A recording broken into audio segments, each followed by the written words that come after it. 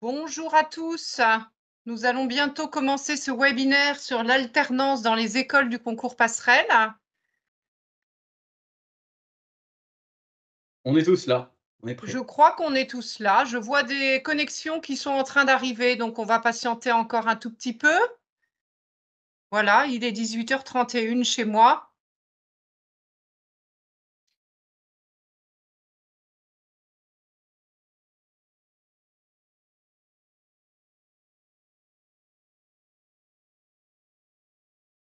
Voilà, donc les intervenants de ce live. Donc moi-même, je suis Catherine Gauthier, la déléguée générale du concours Passerelle. Et je suis accompagnée d'Alexandre Biès. Alexandre, je te laisse te présenter. Oui, bonsoir à toutes et à tous. Je m'appelle Alexandre Biès, je travaille pour l'ESC Clermont Business School et je suis responsable du service promotion et admission France. Et on parlera notamment de l'alternance aujourd'hui. Et puis, nous avons deux étudiants qui sont là. Maëla, Maëla, tu peux nous dire deux mots de ton parcours? Oui, bonsoir tout le monde. Donc moi je m'appelle Maëla, je suis actuellement en première année de master à Excelia en alternance. Très bien. Et Mathieu? Bonsoir à tous, pardon. Donc moi c'est Mathieu et je suis en dernière année de master à BSB et en alternance aussi. Très bien. Et puis, nous avons non visible Christine qui est là pour répondre à vos questions. Donc, si vous avez des questions à poser au fur et à mesure de nos diverses présentations, vous n'hésitez pas. Et puis, peut-être même que Christine sera amenée à prendre la parole si jamais il y a des questions intéressantes qui méritent d'être portées au vu et au su de tout le monde.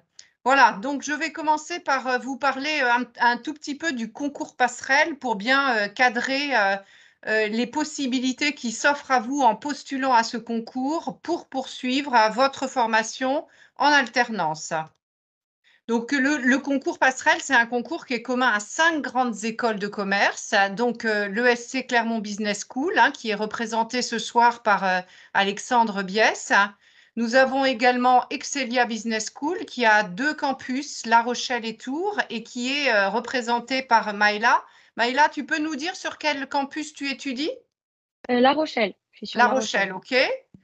Ensuite, nous avons l'EM Normandie qui a 6 campus, dont 3 sur le territoire français, à Caen, au Havre et à Paris, et puis 3 autres qui sont à l'international. Nous avons l'Institut Mines Télécom Business School qui se trouve à Évry. Et enfin, BSB qui a 2 campus, l'un à Dijon et l'autre à Lyon. Mathieu, tu es sur quel campus, toi, à BSB? Moi pour mon rythme d'alternance, je suis sur le campus de Lyon. Et tu as aussi étudié sur celui de Dijon? C'est ça. Pendant ma première année de master, j'ai fait mon premier semestre à Dijon. D'accord. 5 écoles qui sont un peu partout sur le territoire français. On va parler pas mal du concours Passerelle 2, puisque l'alternance est accessible pour ceux qui postulent à Passerelle 2. En Passerelle 2, il y a 960 places à pourvoir. Passerelle 2, c'est un concours qui est accessible aux étudiants de niveau Bac plus 3 et plus, qui doivent avoir obtenu leur diplôme avant le 30 novembre 2024. Mais le concours Passerelle, c'est également le concours Passerelle 1. Passerelle 1, c'est un concours qui est accessible au Bac plus 2 et plus et qui propose 300 places pour rentrer en pré-master. On va voir ça un petit peu plus loin, les différents points d'entrée dans le programme grande école de chacune de nos écoles. Pour continuer sur le concours Passerelle,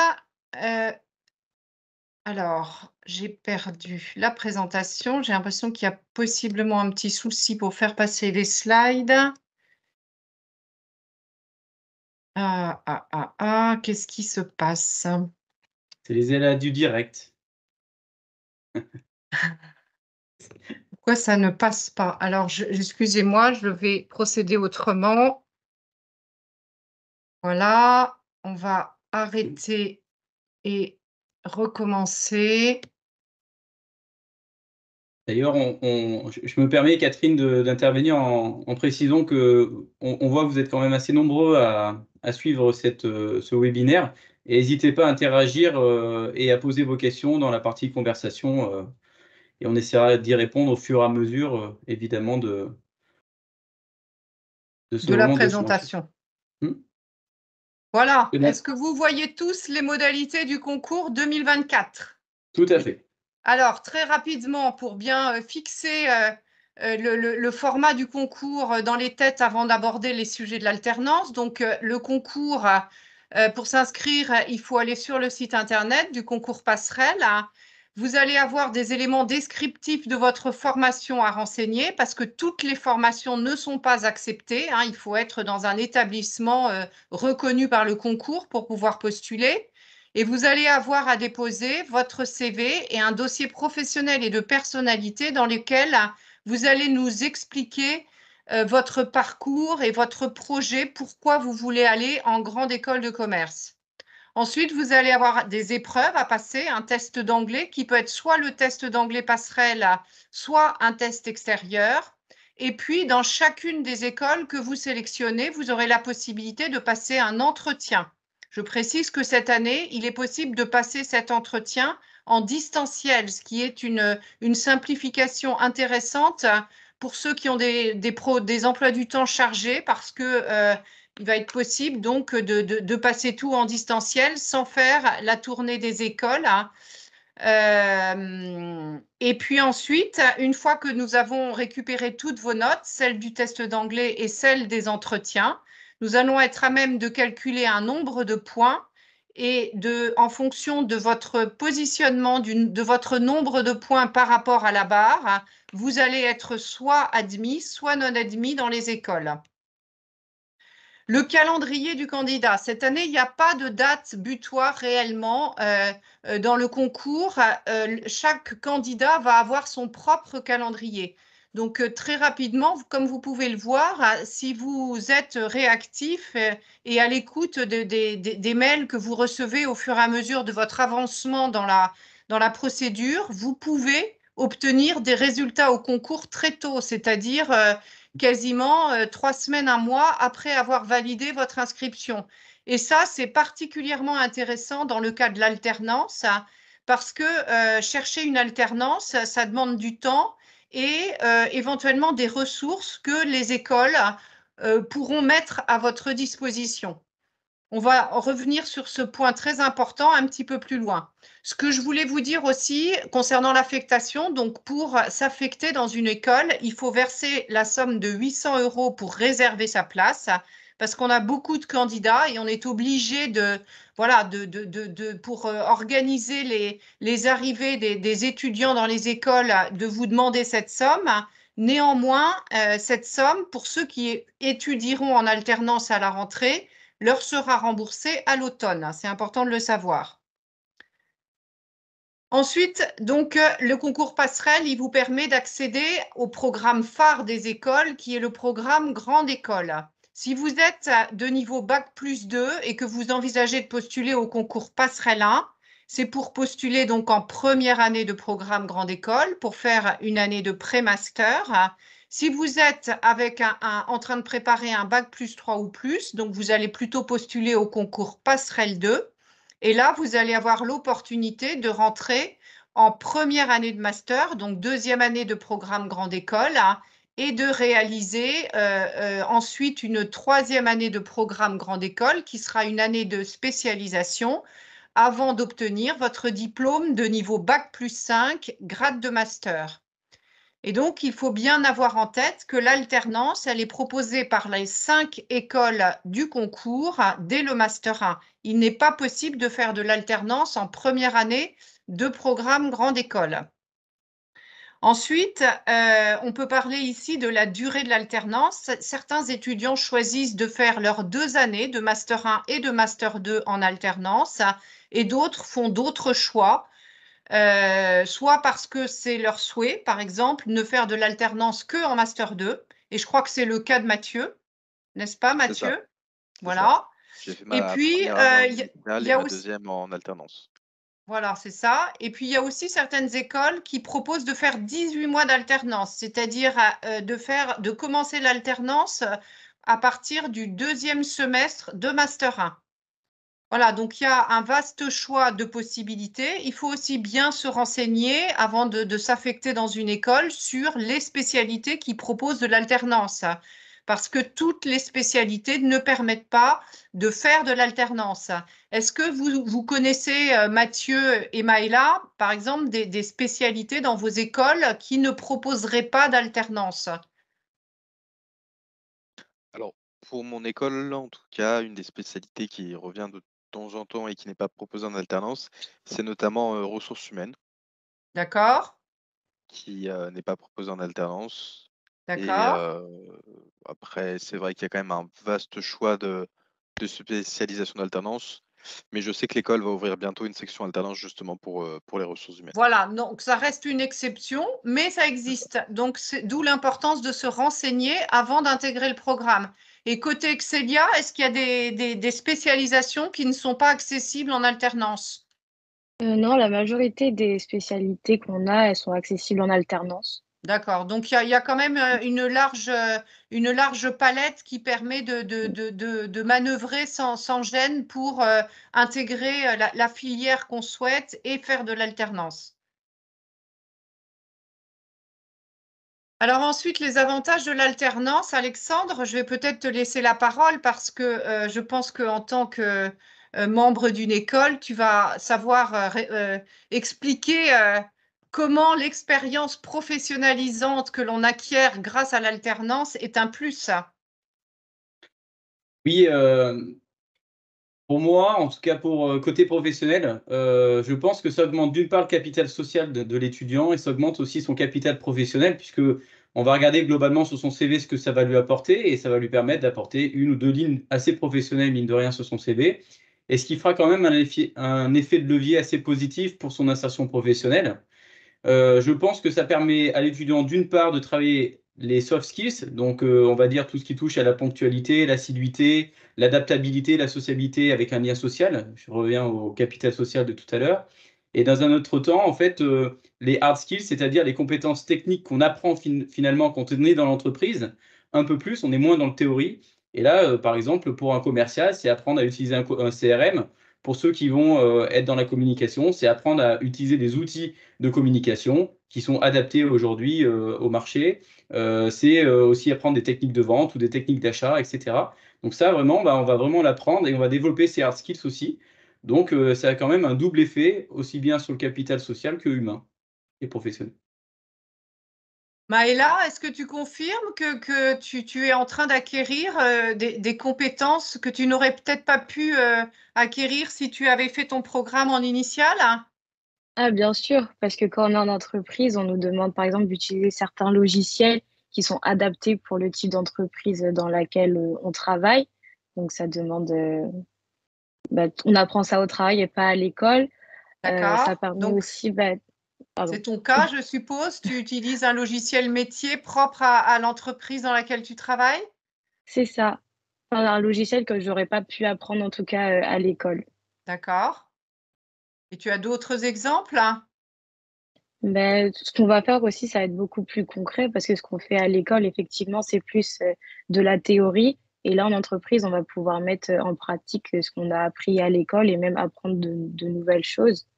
Et ça permet, oui, de aussi, comme il a dit, d'adoucir un peu la marche entre l'école et le travail quand on quittera, quand on aura notre master. D'accord. Et toi, Mathieu, est-ce que tu fais le même constat?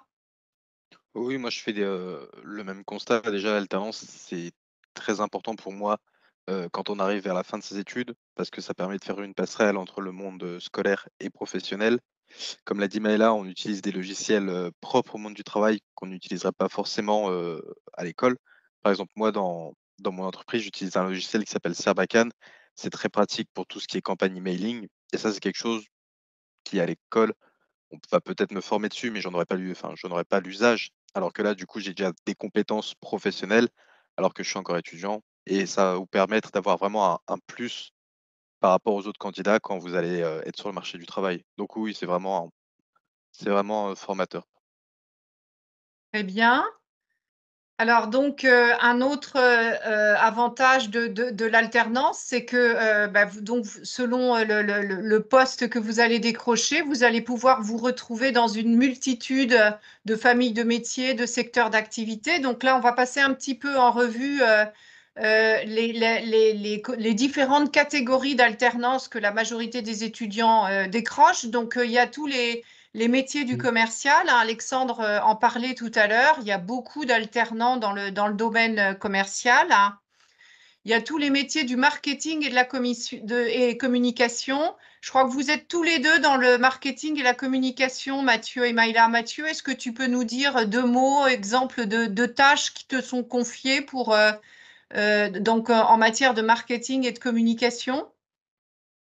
Bah, moi, je suis community manager, donc ce que je vais souvent avoir à faire, c'est tout ce qui est gestion des réseaux sociaux, à la fois les interactions avec les followers, comme l'alimentation des réseaux, donc des publications journalières, des stories, répondre aux messages et aux demandes des abonnés.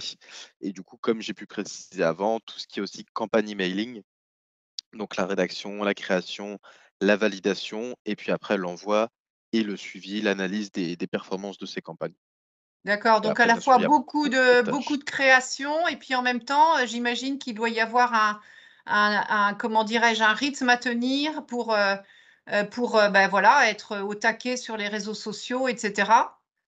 C'est ça. Donc il y a bien une partie, plus créative, plus inventive, mais il y a aussi une rigueur à avoir, pour vraiment j'ai un tableau, en fait, avec des grandes dates à respecter, des échéances et ça me permet d'être à jour à la fois sur mes campagnes et d'anticiper sur les créations que je vais devoir faire. Et toi, Maïla, ça consiste en quoi tes missions dans le domaine du marketing et de la communication? Alors, moi, dans mon entreprise, je suis assistante marketing. Donc, ça va être, par exemple, travailler sur le référencement web de l'entreprise. Donc, ça veut dire améliorer sa visibilité sur Internet. Donc, c'est mettre en place une stratégie par rapport à ça. Ça va être, donc, ça va être comme Mathieu aussi, bah, gérer les réseaux sociaux. Donc, ce qui va être publication, répondre aux followers, des choses comme ça. Ça va être aussi bah, créer des événements. Pardon, au mois de juin, mon entreprise a un salon où il y a des syndicats de l'électricité qui vont se réunir. Donc, ça va être mettre en place cet événement-là, créer des affiches et D'accord, l'annoncer. c'est Voilà. bien. Donc, vous avez tous les deux des responsabilités intéressantes. Vous êtes autonomes parce que vous êtes bien avancés dans vos études. On vous fait confiance et ça vous permet de prendre en main votre métier de façon concrète. C'est ça. C'est ça.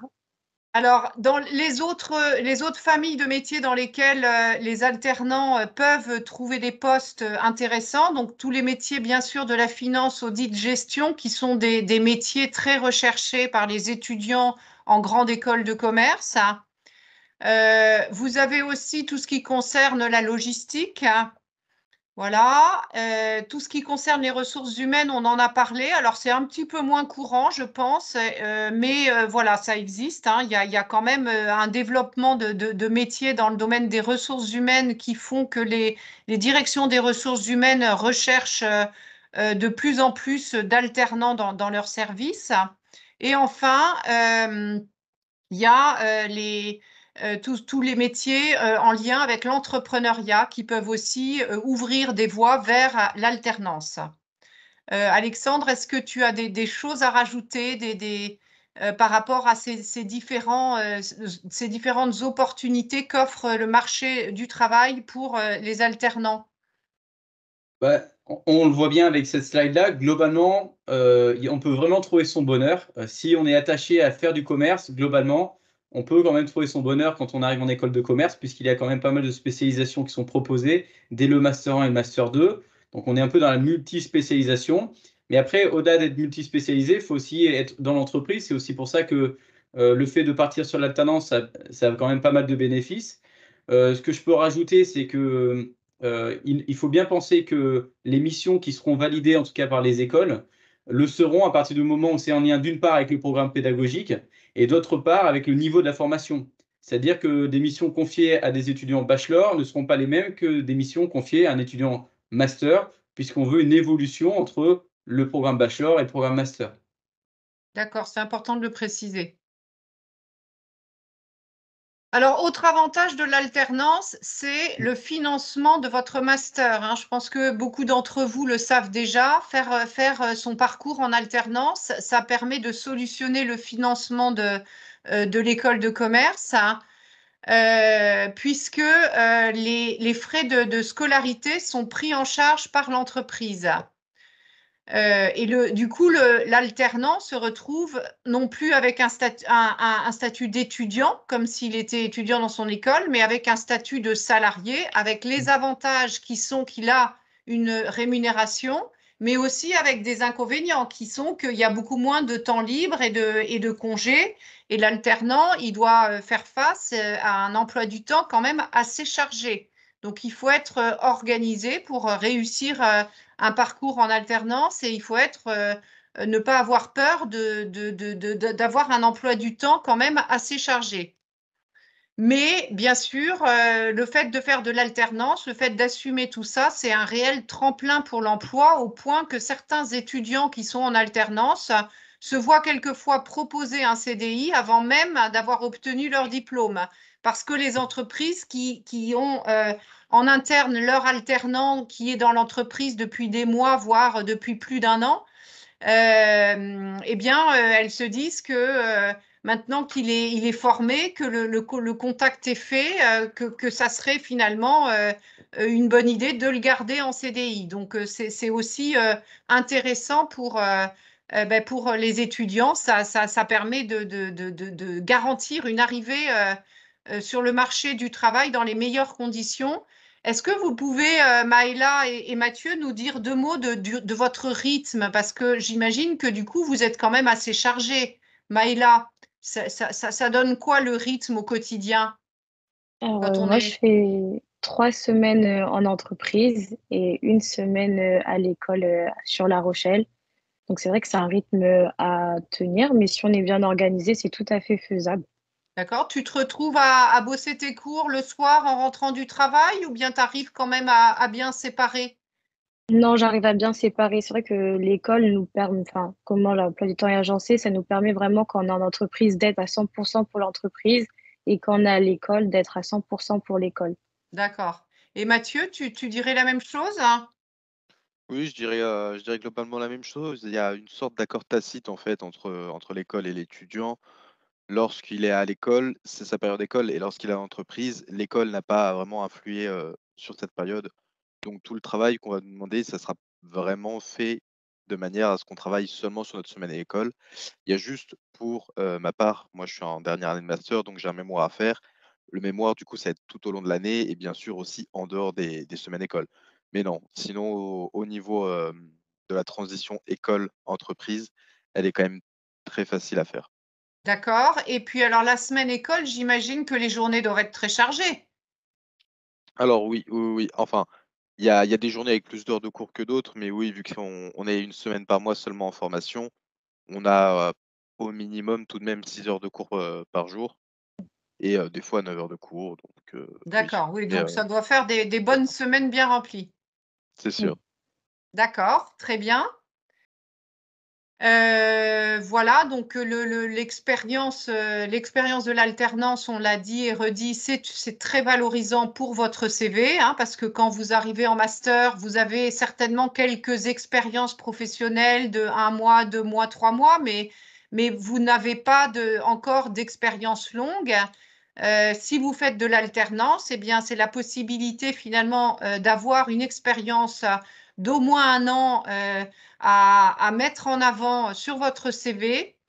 Et c'est pour les entreprises, c'est voilà, une sorte de garantie de la qualité et de l'adaptabilité du jeune qui postule à un poste. Voilà. Alors, les différents types de contrats, parce que en fonction des écoles et peut-être des entreprises, il y a différentes formules d'alternance. Est-ce que, Alexandre, tu peux nous décrire un petit peu quels sont les deux types de contrats qui sont proposés? Oui, bien sûr. Eh ben, ils sont en train de s'afficher d'ailleurs. Il y a le contrat d'apprentissage qui va arriver, puis il va y avoir le contrat de professionnalisation. Ce sont les deux contrats de travail français qui existent aujourd'hui pour les étudiants qui souhaitent être sur un format d'alternance. On a parlé, c'est vrai, tout à l'heure du prisme finalement de l'étudiant qui, pour lui, a des frais de scolarité qui sont entièrement pris en charge finalement par l'entreprise. Et puis de l'autre, on a le prisme de l'entreprise qui va avoir en fait un étudiant qui va pouvoir former, qui va pouvoir ensuite possiblement recruter, et pour le coup, à moindre coût. Puisque, on va le voir, en fonction des contrats, ça permet en fait à l'entreprise déjà, d'une part, de pouvoir bénéficier d'une aide qui a été reconduite cette année de 6 000 € sur un contrat d'alternance. Ce qui veut dire que déjà, il y a quand même une aide de l'État par rapport à ça, qui soutient en tout cas le rythme d'alternance. Et puis ensuite, en fonction du type de contrat, que ce soit d'apprentissage ou de professionnalisation, l'entreprise peut en fait passer par un système pour financer les frais de formation. Ce qui veut dire que soit on est dans le cas d'un contrat d'apprentissage, ce qui est aujourd'hui le plus commun. Je pense que pour tous les deux, là, Mathieu et Maëla, vous êtes sur un contrat d'apprentissage probablement, puisque c'est aujourd'hui 98% des contrats. On va passer par l'entreprise, en tout cas, va passer par ce qu'on appelle la taxe d'apprentissage. Et donc, bon, c'est un système, en tout cas, fiscal qui permet, en fait, de payer moins d'impôts et de, en tout cas, le flécher auprès d'un organisme de formation sous la forme d'une taxe d'apprentissage. Ou enfin, il y a le contrat de professionnalisation. Et là, on va passer par les OPCO, qui sont des opérateurs de compétences et qui permettront finalement à l'entreprise de pouvoir financer là aussi les frais de formation de l'école concernée. Donc finalement, bon, peu importe le type de contrat, vous savez que dans tous les cas, c'est gagnant-gagnant pour l'entreprise et aussi l'étudiant, en tout cas ce système de relation.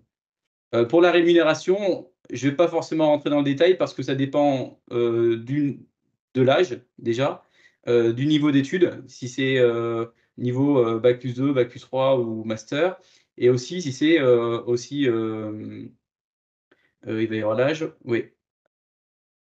J'ai parlé de l'âge, pardon, j'ai parlé de... Oui, et si c'est la L'âge, première, deuxième ou troisième année d'études. Et Voilà. peut-être ça dépend aussi de l'entreprise, hein. Peut-être certaines entreprises sont prêtes à rémunérer leurs alternants un peu plus que d'autres. Oui, alors il y a une dimension légale qui impose à ce que l'étudiant soit rémunéré selon les conditions qui sont exposées, c'est-à-dire l'âge et le niveau d'études ou le niveau du programme. Et ensuite, effectivement, l'entreprise peut aller au-delà et verser même pour certains, en fonction des postes des étudiants, des primes sur objectif. D'accord. Très bien. Pour répondre, là, je vois une question sur les critères de calcul de salaire dans le contrat d'apprentissage. En fait, il y a des grilles qui existent aujourd'hui. Vous pouvez les trouver sur Internet. Tapez bien justement contrat d'apprentissage rémunération 2024 et vous allez voir qu'il y a plusieurs catégories. Et en fonction de votre catégorie, vous allez pouvoir savoir quel est le minimum légal qui pourra vous être donné sur un contrat d'apprentissage. Idem pour le contrat de professionnalisation d'ailleurs. Et qui est-ce qui détermine alors quel contrat va être signé C'est l'entreprise. C'est l'entreprise, C'est d'accord. l'entreprise et les ressources humaines qui vont le définir simplement par rapport aux moyens pour l'entreprise de financer les frais de formation, par le biais de la taxe d'apprentissage ou par le biais des OPCO. D'accord. Très bien.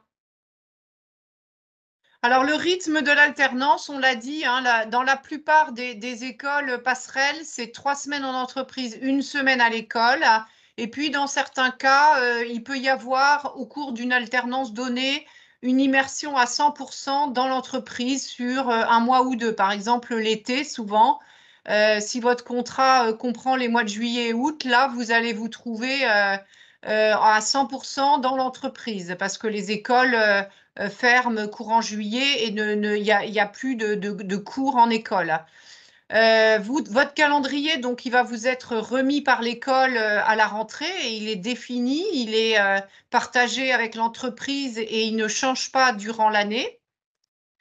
Alors, il y a une question qui est donc la répartition des places en alternance. D'abord, combien est-ce qu'il y a un nombre limité de places en alternance dans les écoles?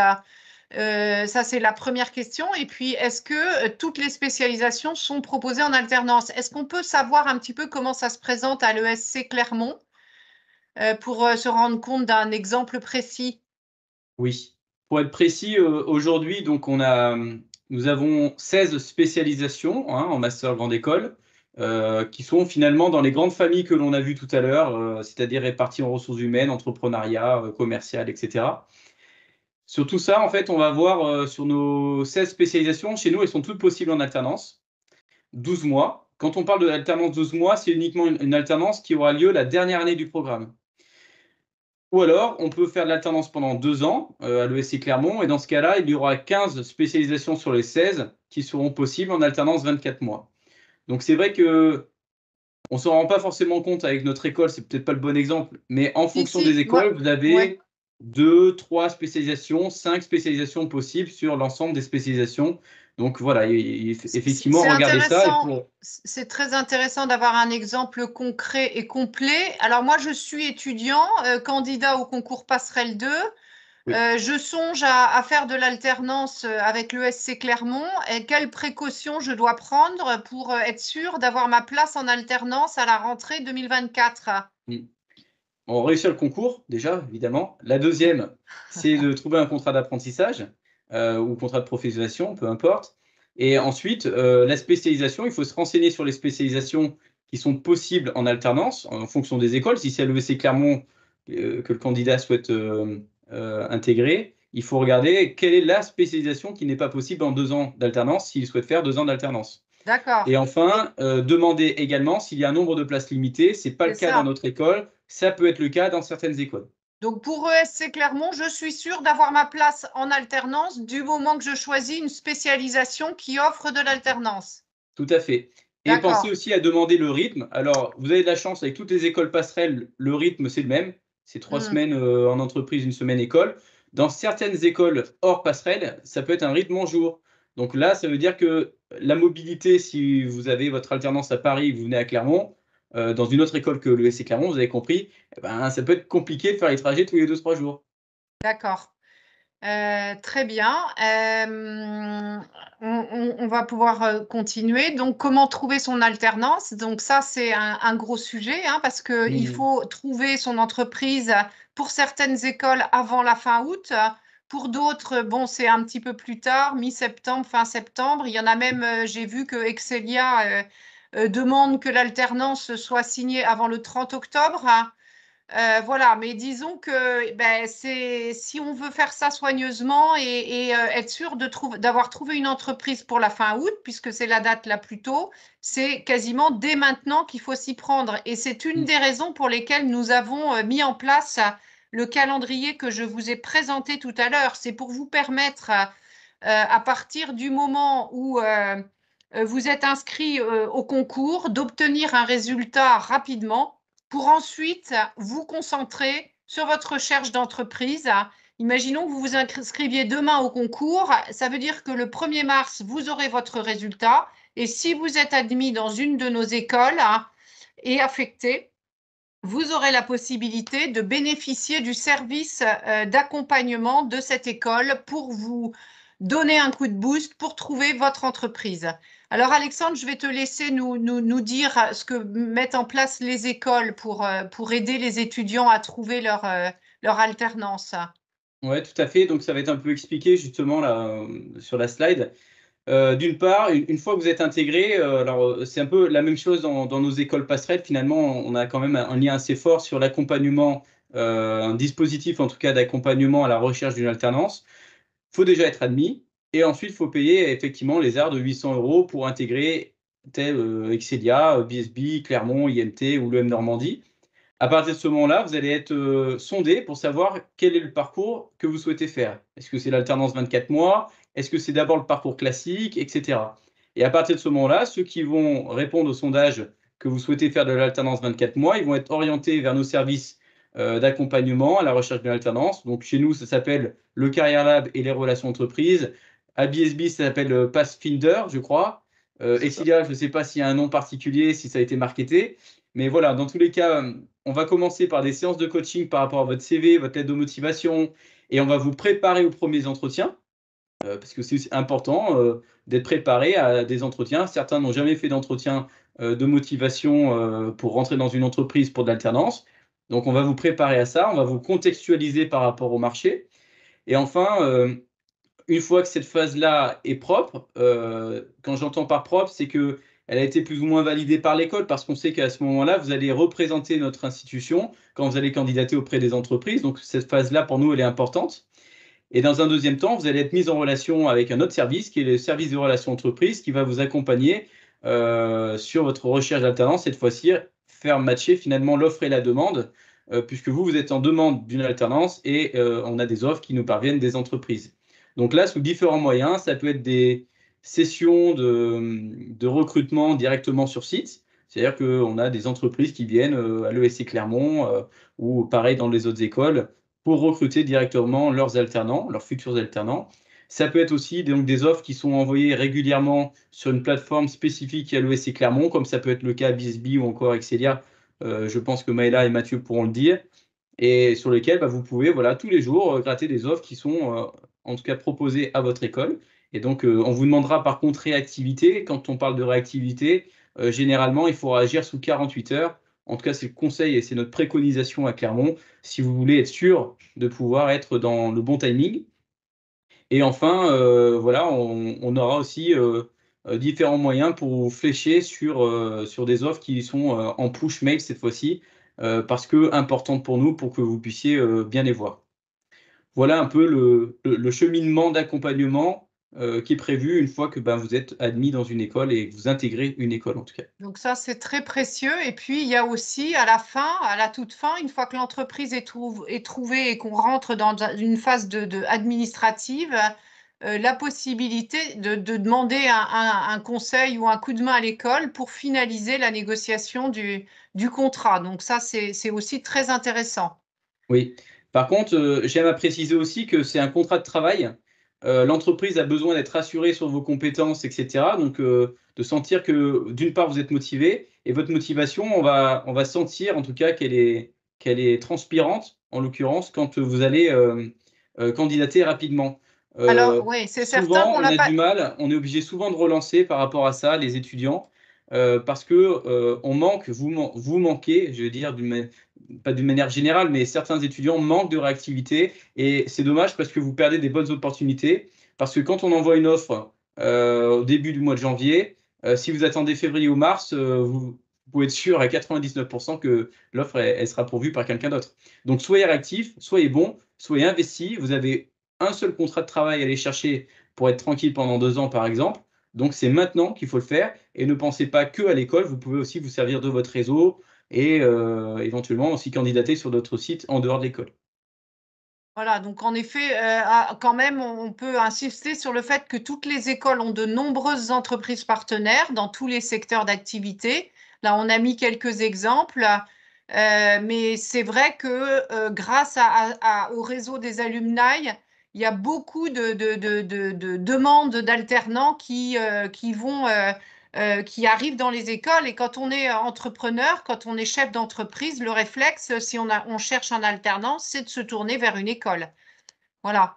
Donc, l'école est une véritable plateforme de mise en relation entre les étudiants et les entreprises, hein, et qui plus est, de belles entreprises, ça peut être des PME, des très grandes entreprises. Il y a un très vaste choix d'entreprises et de secteurs d'activité. Oui. Si Alors, je peux me une permettre question. aussi de rajouter une petite Oui. chose, c'est on a eu nous cette information-là il n'y a pas très longtemps, la semaine dernière. Aujourd'hui, Action Logement propose pour les alternants, alors je ne sais pas si c'est au niveau national, en tout cas on l'a reçu pour l'Auvergne-Rhône-Alpes, une aide de 100 euros, en tout cas pour le logement, 100 euros par mois pendant 1 an. Je crois que c'est à hauteur de 1 200 euros du coup sur l'année entière, pour aider à la mobilité professionnelle. J'entends par là la mobilité professionnelle, c'est si vous êtes à plus de 70 km à vol d'oiseau de votre lieu de formation par rapport à l'entreprise, j'entends, ça veut dire que vous pouvez bénéficier de cette aide-là. Et bon, ça, vous aurez ces informations-là, par exemple, par notre service relations entreprises. Mais voilà, bon à savoir, il y a quand même aussi des aides supplémentaires, même si vous êtes rémunéré et que vous n'avez pas à payer les frais de scolarité d'une école. Oui, parce que pour parler de ça, donc comment ça se passe si jamais l'alternance n'est pas dans la ville où se trouve l'école? Et je crois que c'est le cas de Mathieu et de Maïla. Comment vous êtes organisés au quotidien, Mathieu et Maïla? Commençons par Maïla. Alors moi, comme l'année dernière, j'ai intégré Excelia en parcours initial. Je me suis fait des amis, donc c'est vrai que j'ai cet avantage-là de quand je suis à La Rochelle, je vais chez mes amis. Et étant originaire de Poitiers, la ville où est mon alternance, je suis retournée chez mes parents. D'accord, Voilà. donc c'est tout à fait possible d'être dans 2 villes différentes quand on est alternant. Oui, c'est possible. Et toi, Mathieu, ça se passe comment? Alors, moi, mon alternance est à Paris, où du où je vis. D'accord. Et mon école, elle est sur Lyon. Donc, je fais le trajet en train une fois par mois, enfin, pour faire l'aller-retour Lyon-Paris. Et sur Lyon, du coup, avec des amis de ma classe, on a une location à la semaine à chaque fois qu'on y va, en fait. Et du D'accord. coup, comme disait Alexandre, on a pas mal d'aides qui nous permettent aussi de nous en sortir financièrement. Il y a tout ce qui est APL, prime d'activité, les autres aides de l'État. Et l'aide dont il parlait, ça s'appelle Mobili Jeunes. Et en effet, c'est très, très, très pratique et très utile pour les étudiants en alternant. C'est 100 € de plus par mois pendant un an. Mhm. Et donc oui, on a pas mal d'aides déjà, en plus du salaire de l'entreprise et du fait qu'on ne paye pas les frais scolaires. Donc oui, on a beaucoup d'aides. D'accord. Très intéressant. Alors, une question que posent souvent les étudiants, c'est comment faire pour concilier alternance et expérience à l'international et c'est une question d'autant plus pertinente que dans certaines écoles du concours passerelle, et je pense notamment à l'IMTBS, il est obligatoire de faire une immersion à l'international de minimum 16 semaines pour valider le diplôme. Donc, les différentes possibilités qui s'offrent à vous pour vivre l'international tout en faisant votre cursus en alternance. Donc, la première piste, c'est de faire votre stage de première année ou pré-master à l'étranger. Ça, c'est quelque chose que pas mal d'étudiants, c'est une possibilité que pas mal d'étudiants choisissent.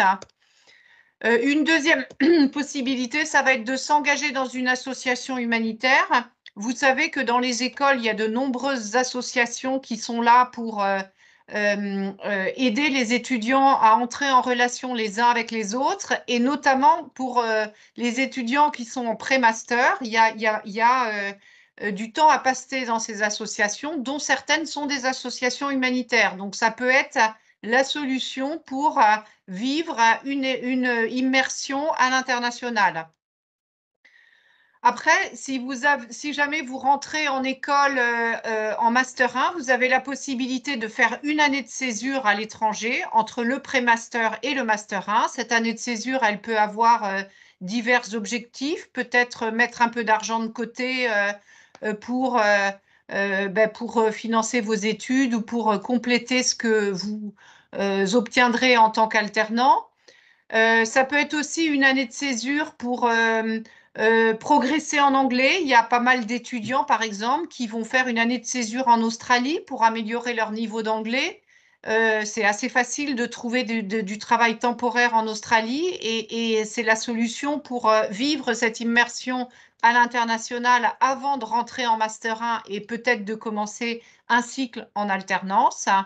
Et enfin, il y a une possibilité aussi qui est de démarrer l'alternance en Master 2 et du coup de profiter du Master 1 pour partir à l'international grâce à l'une des universités partenaires de votre école. Il faut savoir que toutes les écoles de commerce ont de très nombreux partenariats avec des universités partout dans le monde. Voilà, donc si vous ne faites de l'alternance que en Master 2, vous avez la possibilité de faire votre premier semestre donc sur le campus en initial et le second avec une université partenaire, qui plus est, qui vous permettra peut-être d'obtenir un double diplôme. C'est aussi quelque chose qui se fait. Mathieu, je crois que toi, tu as une expérience d'immersion à l'international. C'est ça. Moi, j'ai commencé du coup mon master en initial. J'ai fait mon Mm. premier semestre sur le campus de Dijon, une année de césure, et après je suis revenu, j'ai fait mon semestre à l'international, et après du coup j'ai commencé ma deuxième année de master en alternance. D'accord. Et toi, Maïla? Alors, l'année dernière, avec Excelia, on a différents stages à faire et j'ai fait un stage humanitaire en Croatie. D'accord. Ça a Voilà. duré combien de temps? Ça a duré un mois. D'accord. Très bien. J'en Voilà, j'en bah écoutez, profite pour donner un exemple sur la césure pré-master, parce que ouais, on a développé à Clermont, là, ça fait la 3e année, parce qu'on voit qu'il y a un engouement finalement des étudiants à vouloir faire l'alternance pendant 2 ans, pour toutes les raisons qu'on a pu évoquer pendant le webinaire. Et la césure pré-master, finalement, ben, vous intégrez quand même l'école, vous avez le statut étudiant, mais pendant un an, c'est principalement pour aller grossir son CV, profiter pour faire de l'international. Je donne cet exemple-là puisque je l'ai vu hier. Je vais parler d'une étudiante de l'école qui est actuellement en césure, pardon, et qui revient d'un stage qui était à Paris pendant 6 mois chez M6 Publicité, dans le domaine marketing communication, donc la régie publicitaire. Et donc là, elle revient de ce stage-là pendant 6 mois, et pendant le prochain semestre, en fait, de sa césure, elle va partir en Italie donc à l'université de Pavie pour suivre des cours là-bas tout en anglais. Donc vous voyez, ben, mine de rien, c'est une année qui n'est pas perdue et qui va permettre de capitaliser, en tout cas pour son CV, avec une belle expérience de stage et un départ international. Donc pensez aussi à cette option-là, même si vous vous dites je vais faire 2 ans en alternance, ça peut être aussi le moyen finalement d'aller en tout cas déroger à cette idée pour aller faire plutôt de l'international et gagner aussi un peu en expérience professionnelle. J'en profite aussi pour vous préciser que vous pouvez poser vos questions juste à côté de conversation. Vous avez donc un item Q et R, donc questions et réponses, vous avez compris, puisque la conversation n'est plus disponible pendant la réunion. Donc n'hésitez pas à interagir directement dans Q et R. Christine, peut-être as-tu des questions, des remarques des étudiants que tu souhaiterais partager? On t'entend pas. Il y avait une question d'un étudiant étranger qui demandait s'il pouvait postuler au concours passerelle. Donc, je pose la question parce que comme la conversation est bloquée, c'est pour ça que Eh ben, il faut qu'il pose voilà. la question au service concours. Il faut aller sur le site internet du concours et poser la question. Ça va dépendre de l'établissement dans lequel il est en train d'étudier, s'il est reconnu ou non par le concours passerelle. Mais sinon, j'ai plus de questions sur l'alternance. Très bien. Bah, écoutez, merci à tous pour votre attention. Merci à mes intervenants qui ont pu témoigner des bienfaits de l'alternance. Avec Et plaisir. puis, bonne soirée, bonne continuation à tous. Bonne soirée à soirée. tous Bonne et à soirée. bientôt peut-être.